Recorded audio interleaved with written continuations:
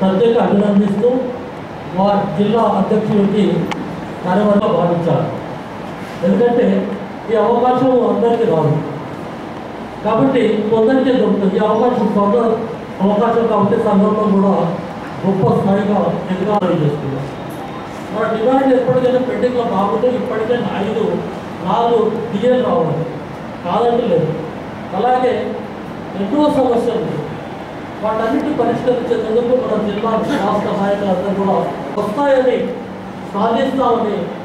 సాధించబడతాయని అనుకుంటూ ఈ అవకాశం ఇచ్చిన అందరికీ ధన్యవాదాలు తెలుపుతూ ఎక్కువగా అందరికీ ధన్యవాదాలు.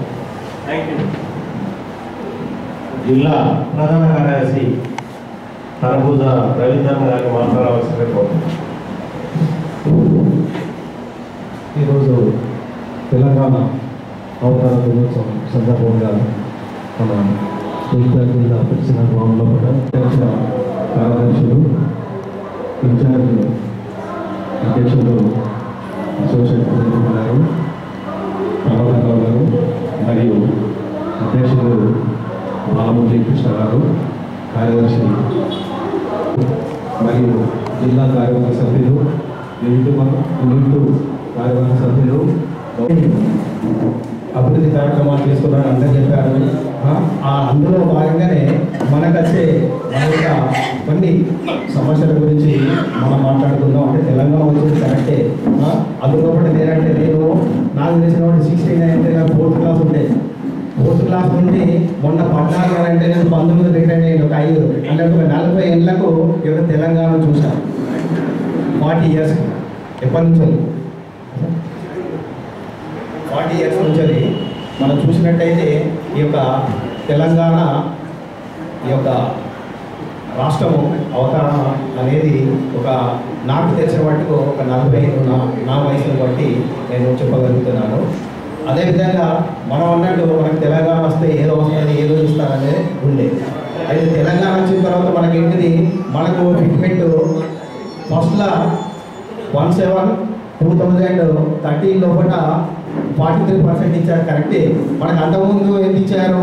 ఏపీ లోపల 2008 లోపల మనకు 39% ఇచ్చారు. తర్వాత ఐఆర్ మాత్రము 27% ఇచ్చారు.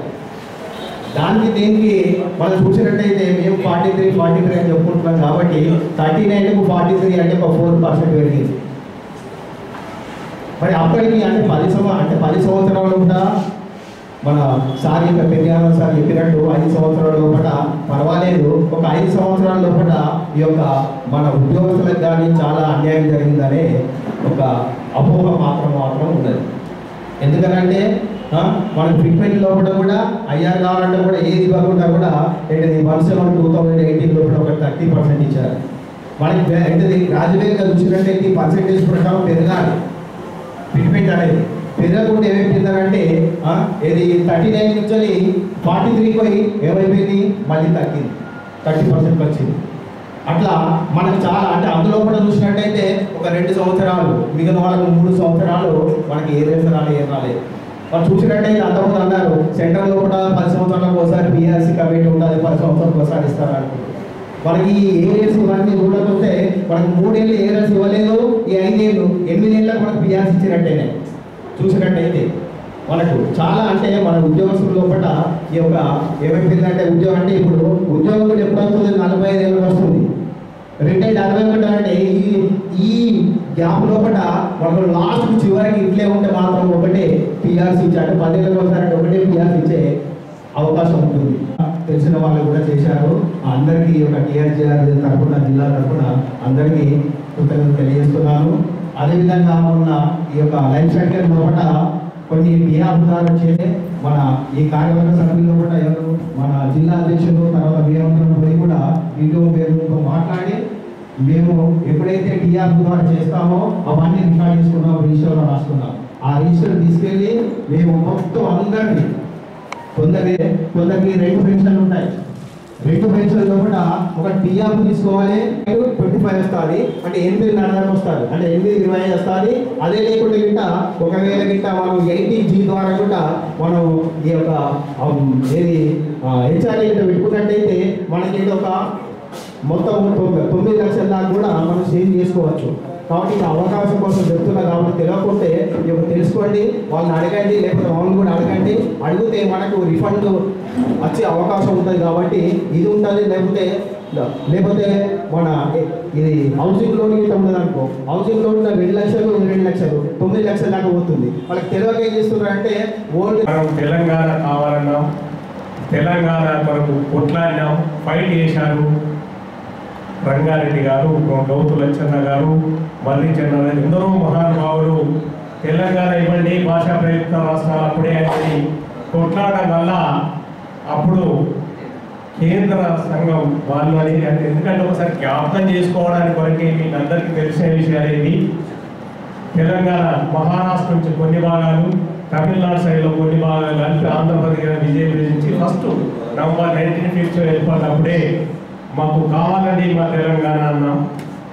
అప్పుడు పెద్ద మనసులో ఒప్పందం జెంటిల్మెన్ కమిటీని ఏర్పాటు చేసి జెంటిల్మెన్ కమిటీలో ఒక నిర్ణయాలు తీసుకున్నారు. మీకు ఇప్పుడు అందండి, మీకు ఏం కావాలో చెప్పుకుంటే అంటే అప్పుడు 42% సెక్రటరీలో మనకు ఉద్యోగాలు కావాలన్నాం, నిధులు మాకు కావాలన్నాం. సరే అన్నారు. తెలంగాణ ఏరియాలో ఉన్నటువంటి జాబులలో తెలంగాణ వాళ్ళకు ప్రాముఖ్యత ఇవ్వాలనేది అప్పుడు మనం కోరుకున్నటువంటి కోరికలు. అప్పుడు కేంద్ర రాష్ట్రంలో కూడా ఒకటే ప్రభుత్వం ఉండడం వల్ల వాళ్ళ అండర్స్టాండ్ వల్ల మనకు పెద్ద మనసులో ఒప్పందం క్రమంగా మనం అందరం ఒప్పుకోవడం జరిగింది.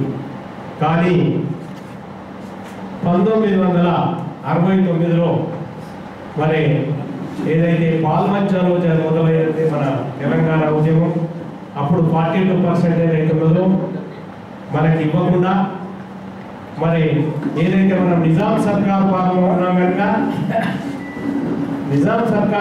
ఉన్నాం కనుక వీళ్ళకు ఇంగ్లీష్ వెనుకబడతానంగా ఉన్నది కనుక ఆంధ్ర వాళ్ళను అపాయింట్ చేయడం జరిగింది. ఆ ఉద్దేశంగా పాల్వంచలో మొదలైన మన తెలంగాణ ఉద్యమం తొలి దశ ఉద్యమం చివరకు మధ్యదశ ఉద్యమం చివరకు 14లో మనం మన తెలంగాణ సాధించుకోవడం జరిగింది. ఎందరో త్యాగతనుల ఫలితంగా మనం ఈరోజు తెలంగాణ సాధించుకొని 10 సంవత్సరాలు నేటితో పూర్తవుతున్న సందర్భంగా మరి మేధావి వర్గమైన మనమందరం ప్రభుత్వానికి పూర్తి సహాయ సహకారాలు అందిస్తూ డెవలప్మెంట్లో మనం కొంత భాగం పంచుకోవాల్సిన అవసరం ఎంతైనా ఉంది. ఎందుకంటే మన తెలంగాణ జై జై తెలంగాణ అనేది ఆవిర్భావం చేస్తున్నారో మరి పాలకులు ఎవరైనా ఒక సీనియర్ సిటిజన్స్గా మరి తెలంగాణ అభివృద్ధి కొరకు పాటుపడవలసిన అవసరం అంటే బాధ్యతగా మనం మెదలవలసిన అవసరం మన పైన ఎంతైనా ఉంది. మరి దానికి సహాయ సహకారం అందించవలసిన అవసరం కూడా మనందరిపై ఉంది. ప్రభుత్వాలు వస్తుంటాయి పోతుంటాయి, తెలంగాణ మాత్రం ఇళ్ళకాలం ఉంటుంది కనుక తెలంగాణ అభివృద్ధి కొరకు మన సూచనలు కూడా ఇవ్వాల్సిన అవసరం ఉంటుంది. ఎందుకు మన సూచనలు ఇచ్చే మనం వెలువట్టడం లేదు, మనం పరిష్కరించాల్సిన అవసరం లేదు. మన అభిప్రాయం నిర్భయంగా మన డెవలప్మెంట్ చెప్పుకోవాల్సిన అవసరం ఉంది. మీ ఉద్దేశాలు ఏమంటుంటే మాకు ఏంటి నేను రాస్తాను మన సంఘం తరఫున. ఎందుకంటే అందరూ కోరుకునేది తెలంగాణ ప్రజల యొక్క అభివృద్ధి ఆకాంక్షలే. తప్పు అని చెప్తాం, తప్పే ఉంది. ఒప్పు అని చెప్తాం, తప్పులేదు. కానీ సీనియర్ సిటిజన్గా ఒక 30-40 సంవత్సరాలు ఉద్యోగం చేసినటువంటి ఒక ఉద్యోగస్తులుగా మనం కూడా ప్రభుత్వానికి సహాయ సహకారాలను అందించవలసిన అవసరం ఎంతైంది. ఇక మనకు రావాల్సినటువంటి బకాయిల గురించి అందరికీ తెలిసిందే. ప్రభుత్వ పరిస్థితి ఎలా ఉంది అనేది సరే వస్తాయని అనుకుందాం, ఆశతోనే మనం బతుకున్నాం కనుక అవి ఎట్లా వస్తాయి, దానికి మనకు రాజ్యాంగము చట్టం అనేది ఉన్నది కనుక మనకు రావాల్సిన ఇంకా ముందు ఉన్నాయి కనుక వచ్చే అవకాశం ఉంది. వాటి వరకు మనం కొద్దిగా తొందరపడతాం కనుక ఎట్లాగో మన లెవెల్లో స్టేట్ లెవెల్లో ఎప్పుడు రిప్రజెంటేషన్ చేస్తూనే ఉన్నాం. అది మన గ్రూపులలో అందరికి పెడుతూనే ఉన్నాం. కనుక మన డిమాండ్స్ పై మనం ఎప్పుడు వెనుకంజే విషయంలో లేవు. ముఖ్యంగా మన డిమాండ్లో హెల్త్ స్కీమ్ ముఖ్యంగా తీసుకోవడం జరిగింది. దానికి మేమందరం కూడా స్టేట్ లెవెల్ మీటింగ్లో బ్రహ్మాండంగా దాని విషయంలో కృషి ఇవ్వాల్సిన అవసరం ఎంతైనా ఉంది. మన చీఫ్ మినిస్టర్ కానీ చీఫ్ సెక్రటరీ గారికి రిప్రజెంటేషన్స్ ఇవ్వడం జరుగుతుంది. ఏదైనా మనకు ప్రభుత్వం మంచి చేస్తుందని భావిస్తూ తెలంగాణ ఉద్యమంలో పాల్గొన్నటువంటి రిటైర్ అయిన వాళ్ళకు కూడా మనం సారీ ఎఫ్ఐఆర్ ఇన్సెంట్ ఇవ్వాలనేది వాస్తవం. మేము కూడా పాల్గొన్నాం కనుక ఉద్యోగం ఇవ్వకుండా ఇన్సెంట్ ఇచ్చారు. మరి కొంత చాలా అంటే నేను గతంలో ఉన్నాను కూడా ఒక దాదాపు 8-10 సంవత్సరాల నుంచి కూడా ప్రతిసారి రిప్రజెంటేషన్ చేస్తున్నాం.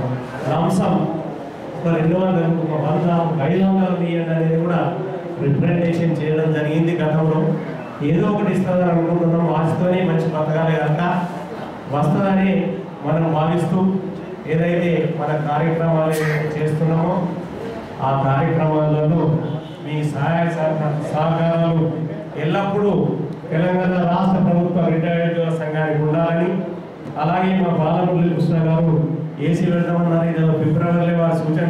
సెక్రటరీ యూనిట్ 2 గారు వారు ఒక ఏసీ కూడా డొనేట్ చేయడానికి ఒప్పుకున్నారు. వారికి మా సంఘ విఠల్ గారికి